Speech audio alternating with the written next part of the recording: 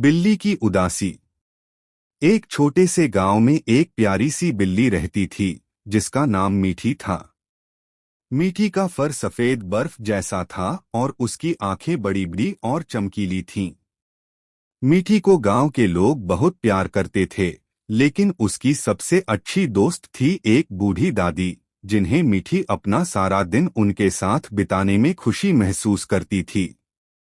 दादी के पास कोई परिवार नहीं था और वो अकेली रहती थीं।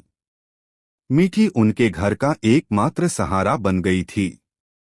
दिन भर मीठी उनके पास बैठी रहती, उनकी गोद में सोती और उनके साथ खाना खाती। दोनों एक दूसरे का सहारा बन गए थे। एक दिन अचानक दादी की तबीयत बहुत खराब हो गई। वो बहुत कमजोर हो गई थीं और धीरे धीरे उनकी हालत बिगड़ने लगी। डॉक्टरों ने भी कहा कि शायद उनके पास ज्यादा समय नहीं है। मीठी हर दिन उनके पास बैठी रहती और दादी का इंतजार करती, लेकिन वो चुपचाप बस उसे देखती रहती। कुछ ही दिनों बाद दादी हमेशा के लिए इस दुनिया से चली गईं। गांव के लोग उन्हें अंतिम विदाई देने आए, लेकिन मीठी समझ नहीं पा रही थी कि आखिर उसकी दोस्त कहाँ चली गई। जब सब लोग दादी के घर से चले गए, तब मीठी अकेली रह गई। अब वो हमेशा उदास रहने लगी थी। हर रोज वो दादी के कमरे में जाकर उनकी खाली कुर्सी को देखती और मायूस होकर वापस चली आती। मीठी का खाना पीना भी कम हो गया था और उसकी आंखों में एक अजीब सी उदासी थी।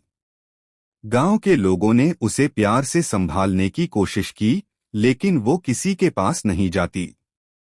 उसकी दुनिया तो दादी के साथ ही खत्म हो गई थी।